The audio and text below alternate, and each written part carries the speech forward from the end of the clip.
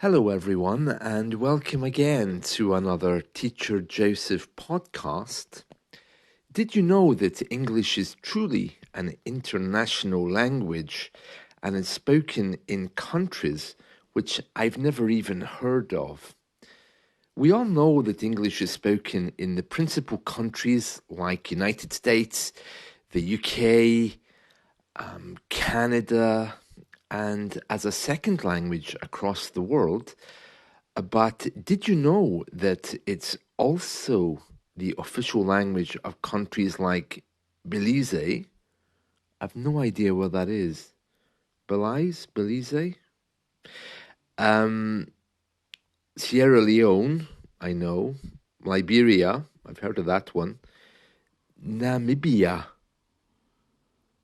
I've never heard of that. So you can hear there that even I don't know where English is spoken across the world.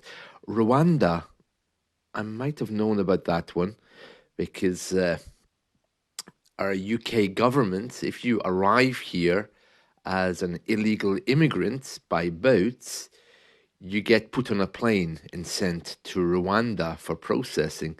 Isn't that awful? Can you imagine? You get off the boat, I'm in the UK, nice, and suddenly you're you're taken away and put on a plane heading for Rwanda. Well, that now is the new place of processing for illegal immigrants. There's a big court case going on about that. Namibia, I've no idea where that is. I've never even seen that on the italki platform. I think the farthest student I've had on italki is Australia, because of course you can't get any further than that. It's the other side of the world. I've had one from Ethiopia before, but I think some of these countries can't use PayPal. So that is probably one of the biggest problems of getting onto a platform like italki. Dominica. Oh, that's in the Caribbean, isn't it? I've heard of it, but I'm more familiar with Dominica Republicana, which is the Spanish Dominican Republic. Dominicana, I think, is over there somewhere. Where else? Let's see. Cameroon. Oh, that's Africa, isn't it? Uh, Guyana. Guyana. No idea. I've heard of French Guyana. It's probably either in Africa or America somewhere, I guess. Excuse my ignorance, but as a British man, I'm afraid I'm not very good with geography. Not as bad as Americans, I might add, but yeah, strange. So they speak English in all of these countries, but I wouldn't have known.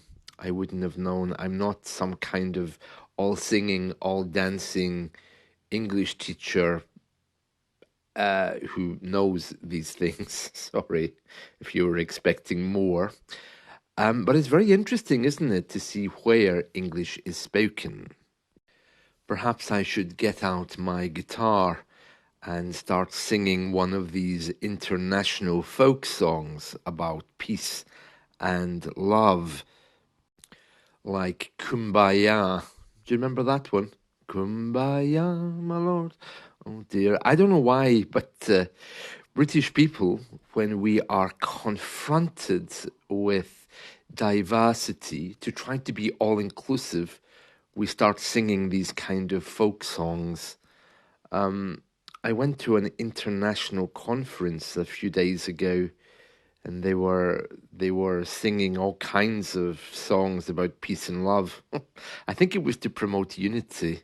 I think that was their idea, but it failed miserably. It sounded more like a Peter, Paul and Mary concert. Remember them? Peter, Paul and Mary? That was a folk group in the English-speaking world back in the 60s and 70s. Actually, she died recently, I think. Mary from Peter, Paul and Mary. If you don't know them, do listen to them. And when you hear them, you probably will think that you knew them anyway. Peter, Paul and Mary. Very nice voices they had. It's the kind of music you hear at anything international where they try to promote that spirit of peace. You would think that because English is spoken in all these countries, that learning it would be easier because English speakers should, in theory, pop up everywhere. But it's not like that.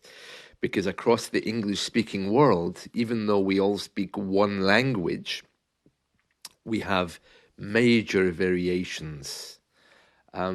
Even yesterday on an American TV show, I heard the statement, "He's got your back." And I thought, well, he's got your back? What does that mean? He's got your back. I had no idea he's got your back.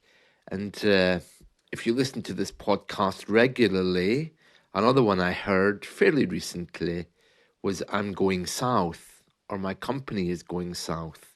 And I thought, oh, lovely, going south, yeah. Suitcase all packed, ready to go on holiday to Peru or South America, if you live in Central America. And then I discovered that going south in American English means going bankrupt. I mean, who would have known that, really? If you have a look in Google about "he's got your back," you'll see that everyone's asking, what does it mean, "he's got your back"? Apparently, it means that someone is looking out for you. I mean, who would have known that? So I use this expression to demonstrate the fact that the English speaking world is very diverse. So you might wonder why, for example, don't they show Nigerian movies on British TV? Or why don't they show more Indian stuff on mainstream television? And this is why it just doesn't work. We wouldn't really understand much. We'd understand the main language, but we wouldn't get the idea of what's being said, at least not without some dubbing or subtitling taking place. So it's not just you that has the problem. I mean, put me in Belize or Belize, whatever it's called. Watch me struggle. And really, that's the way it is. It sounds very harsh, but the point I'm trying to make here is that when you're learning English, you really need to be drilling down into the area that you want to learn about. So if you're obsessed with English speaking culture, for example, then you would want to make your media based around London somewhere, you know? I think that would be the best thing. I was talking to a student yesterday, and she told me that she listens to an English-speaking radio station in Taiwan. I mean, who would have thought there was such a thing? But if it works for you, why not? But of course, the news and the idioms from that area may be difficult for you. So you really need to find your place and work with that place. It's part of your identity, it's what makes us English.